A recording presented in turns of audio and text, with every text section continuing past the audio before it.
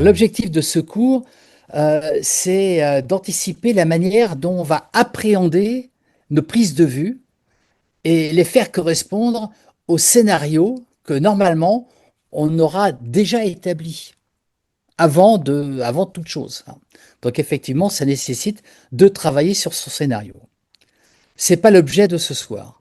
Donc l'objet de ce soir, on va parler de cadrage, des règles de composition, ainsi que de l'échelle des plans. Et dans une deuxième partie, eh bien, Jean-Marc va vous passer des mouvements de caméra et des angles de prise de vue. Ce qui Ouais. est intéressant, c'est qu'effectivement, dans la deuxième partie, sur les mouvements de caméra et les angles de prise de vue, c'est vraiment en prolongement du PV1, où dans le PV1, on s'est obligé à faire uniquement des plans fixes. Donc c'est pour ça que cette deuxième partie est vraiment très très importante et intéressante. D'accord? La première partie, celle que je vais couvrir, cadrage, règles de composition et échelle des plans, correspond plus à ce qu'on a pu voir, je dirais, pendant le PV1. Alors, on peut effectivement se poser la question, la raison pour laquelle on a besoin de composer une image, et c'est quelque chose qui est très très important en soi, parce que en fait, on a envie d'attirer l'attention sur un sujet spécifique, on cherche à le mettre en valeur, et la composition en fait va permettre de comprendre en fait l'action dans laquelle se trouve ce sujet et d'avoir un plan qui soit bien composé, c'est-à-dire agréable à regarder, à voir sur tous les plans, que ce soit les plans des couleurs, des contrastes, des lumières et bien sûr du cadrage. C'est une image qui doit être bien équilibrée dans l'ensemble. Ah, on peut déjà se poser la question de quels sont les outils qui nous permettent en fait de composer cette image. Alors, il y a plusieurs choses. Il y a d'une part les règles de base de cadrage, qui sont les mêmes en photo et en vidéo, hein. Les choses sont tout à fait similaires, vu que c'est de l'image et qu'on va revoir. On va voir aussi qu'une image, en fait, on a un sens de lecture de l'image. D'ailleurs, ce sens de lecture est en correspondance, je dirais, avec la culture qu'on a. On verra qu'il est de haut en gauche, vers le bas à droite en bas, de la même manière comme on lit, je dirais, une page d'écriture. Et puis enfin, on verra que les perspectives sont un élément qui sont très importants dans la composition et de quelle manière elles vont pouvoir dynamiser l'ensemble de cette composition. Alors, tout d'abord, la règle des tiers. La règle des tiers sur le plan de la composition d'une image, je pense que la plupart d'entre vous le connaissent déjà. C'est cette grille qui divise l'image en tiers et qui définit des points, des zones qu'on appelle les points forts. Et on va s'appuyer sur les points forts pour y placer les sujets ou les éléments qu'on veut mettre en avant. Et ça va nous aider justement à composer cette image et voire même à composer les diagonales de cette image. Donc on a de base 4 points forts qui sont à peu près au tiers droite-gauche et au tiers haut-bas.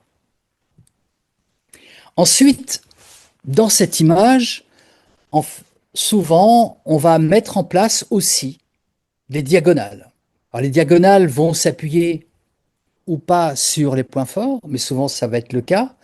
Elles vous permettent en fait, ces diagonales, de relier les différents éléments qui composent cette image. Là, ici, on peut voir dans cette image hein, que notre sens, je dirais, de lecture de l'image fait que notre œil va partir du point le plus clair en haut à gauche, et puis très vite, on va descendre sur le plongeur, ce plongeur photographe hein, qui est bien isolé, et on voit que il a une direction, il est en train de photographier quelque chose, et donc automatiquement notre regard va suivre cette diagonale qui va remonter vers la zone qui se trouve en haut à gauche de l'image. Et en fait, notre œil va se promener comme ça, c'est-à-dire qu'en plus, il va revenir dans le bleu. Dans le bleu, il va éventuellement voir d'autres détails, comme le plongeur qui est en arrière-plan. Et puis, on va revenir sur le plongeur principal, on va revenir sur la gauche de l'image.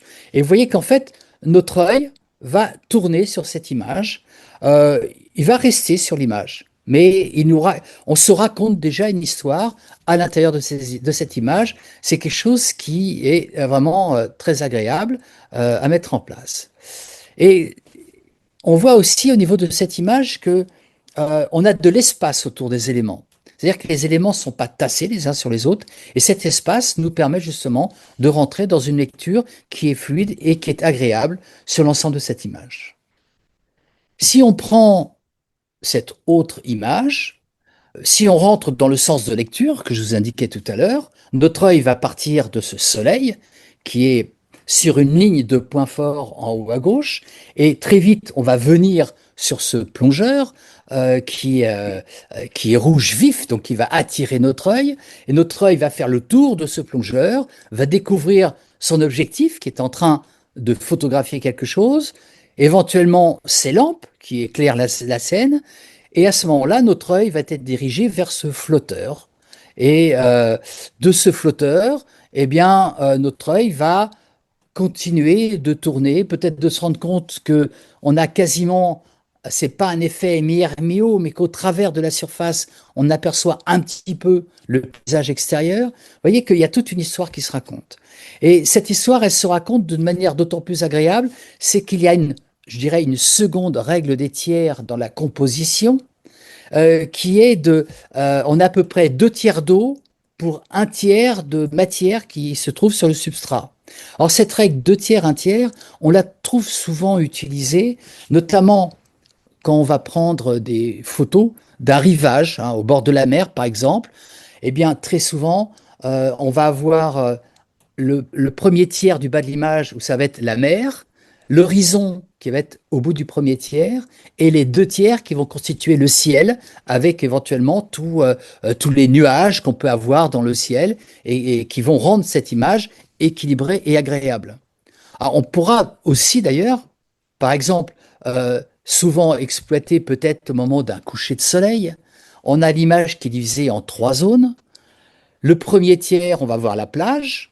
Le deuxième tiers, on va voir la mer, avec la ligne d'horizon qui va se situer au niveau du deuxième tiers, et où va se trouver probablement le soleil en train de se coucher sur un point fort, et le dernier tiers qui sera composé par le ciel de ce coucher de soleil. Vous voyez que cette règle des tiers est aussi une composante très importante pour pouvoir nous permettre de faire des cadrages qui sont agréables à regarder. Là, ici, je redécris en fait la lecture que je vous faisais tout à l'heure, hein. On part du soleil vers le plongeur, du plongeur vers l'objectif, les objectifs vers les lumières vers le flotteur, et on tourne. Vous voyez que cette chose-là est très très importante et va nous permettre en fait de suivre un cheminement, et notre œil sera attiré par tous les éléments, que ce soit des zones nettes, des zones peut-être moins nettes qui vont créer un arrière-plan, ou d'autres objets en mouvement, et on voit bien ici l'ensemble des éléments qui peuvent se mettre en place.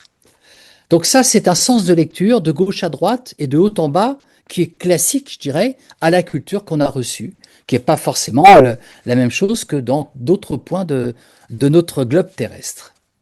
D'autres éléments vont nous permettre aussi de travailler sur l'image et sur la dynamique de l'image. Par exemple, on a ici un effet de perspective, hein.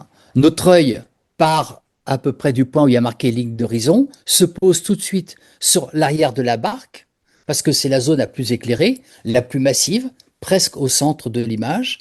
Et puis, tout doucement, la perspective du bateau fait que notre œil va partir vers le haut à droite pour suivre justement cette perspective. Alors, peut-être que notre œil fera un deuxième tour sur ce visuel pour bien l'analyser, bien le comprendre. Et une fois qu'on aura compris, qu'on aura mémorisé cette image, très vite en fait, notre œil va partir vers le point de fuite. Et à ce moment-là, on a une image où notre œil va partir à l'extérieur de l'image, ce qui va apporter quelque chose de dynamique, ce qui va nous raconter une histoire, et peut-être nous permettre d'attendre un autre plan qui sera la suite justement du départ de notre œil vers la droite, vers le bout de cette perspective. On va attendre une autre action avec le plan suivant. Donc pour introduire une action suivante, c'est effectivement quelque chose qui est très intéressant et très agréable. Alors, je fais des comparaisons par rapport à des photos qu'on peut faire en terrestre, hein. D'ailleurs, tout à l'heure, Jean-Marc vous a dit, n'oubliez pas de prendre dans votre stock de 5 photos, 2 photos en terrestre et puis deux plans en terrestre et 2 plans, 3 plans sous l'eau, parce qu'on a besoin souvent de situer l'endroit où on a fait les plongées. Alors, on peut avoir justement des éléments de perspective qui vont aller directement vers un point fort de l'image ou vers un extérieur au niveau de l'image. Là, on a le chemin forestier qui va vers le centre, mais en fait, je dirais que notre œil suit ce chemin, va au bout du chemin et peut-être va plus loin en remontant dans le jaune tendre de cette image et vers le ciel. Donc ça, les perspectives vont avoir tendance à dynamiser l'image et nous aider à nous évader de cette image. Donc voilà pour les éléments perspectives qui sont quelque chose de très important. Je reprends ici un autre exemple. Là, ici, on a une très belle image, hein, un plan d'eau photographié, quelques canards à la surface. Donc très vite, notre œil va regarder ces canards, va remonter, va faire le tour de l'image, regarder la verdure, revenir vers le centre, et puis on va voir mémoriser cette image. Et arrivé au bout d'un moment, en fait, cette image, elle est statique, elle est assez plate, parce qu'on va rester sur cette image. Et soit c'est une image qu'on ne va pas voir très très longtemps à l'écran, 2, 3 secondes, qu'on va peut-être introduire quelque chose d'autre, mais on ne va pas rester longtemps sur cette image parce que elle est tout à fait statique. Si je passe à l'image suivante, là à nouveau, lorsqu'on va rentrer dans la lecture de cette image, on part du soleil, on va vers le plan d'eau. Sur le plan d'eau, on découvre qu'il y a des animaux, on admire le plan d'eau. Éventuellement, notre œil se promène, revient sur la berge, voit qu'il y a un tronc, donc c'est un sujet qui est important, qui est une composante ici de cette image, qui est sur le tiers inférieur. Et puis petit à petit, eh bien, notre œil va vouloir partir, suivre la perspective, vers la gauche et sortir de l'image. On attend autre chose. Donc on voit que ces lignes de fuite rendent une image très dynamique et permettent justement de passer sur un autre sujet. Alors, ça, c'était en terrestre. Sous l'eau, c'est pas toujours facile d'appliquer tous ces éléments parce que l'environnement est totalement différent, parce que la profondeur de champ est beaucoup plus réduite, hein, on voit moins loin sous l'eau, les paysages sont peut-être un peu moins construits que ce que l'on a sur Terre, mais malgré tout, même si on fait de la macro, on va s'apercevoir qu'on peut travailler sur ces différents éléments. Là, ici, la photo de cette image, vous voyez, elle est prise légèrement de biais. Donc déjà, ça apporte une certaine dynamique. En plus, les plumeaux sont très très bien détachés. Donc quand notre œil arrive vers le bas de l'image, il remonte vers le haut, il tourne sur le sujet. Et non seulement on a utilisé la diagonale, mais on a utilisé aussi un effet de profondeur de champ. La profondeur de champ est quelque chose qui va nous aider à dynamiser une image, hein. Ça va recentrer l'attention sur le sujet lui-même. L'arrière-plan devient moins important. Et là, le sujet tel qu'il est disposé, eh bien, notre œil se promène et éventuellement eh bien, commence à vouloir trouver autre chose derrière. Donc là, on a vu quelques éléments qui étaient sur la composition, sur le cadrage. Est-ce qu'il y a des questions par rapport à ces différents éléments? Lors de ta présentation, je voyais, on avait comme une barge avec effectivement deux diagonales. Alors autant en photo, moi ça me parle. En vidéo, ce qui est là, c'était sur quand on est sur de l'épave, par exemple, c'est un peu comme la photo d'architecture, on peut prendre des angles de vue un peu choisis. Par contre, quand on suit des poissons, quand il y a une action en plongée, Oui. c'est hyper compliqué ça. Oui, mais bon, tu peux effectivement, on va jouer avec les éléments quand on est sous l'eau, qui sont pas forcément des éléments de référence rectilignes comme peut l'être justement un objet qui a été construit, mais ça peut être le long d'un canyon, ça peut être une faille, ça peut être, il y a différents éléments, ça peut être le dessus justement d'un tombant. vois, il y a différents éléments qui vont malgré tout nous permettre d'avoir des perspectives. Ça peut être même un banc de poissons qui se déplace. Et tous ces éléments vont nous permettre, même si on fait des plans en mouvement, eh bien, d'utiliser ces éléments. Mais forcément, dans un premier temps, je dirais important de connaître tous ces éléments. C'est peut-être plus facile sur Terre parce que de toute façon, à l'origine, bah, l'image, elle a été faite principalement sur Terre, elle a été structurée sur Terre, et les codes de cadrage ont été faits sur de l'image terrestre. Et ces codes qu'on vous montre ici, qu'on vous explique, eh bien, l'intelligence, ça sera d'arriver à les utiliser sous l'eau.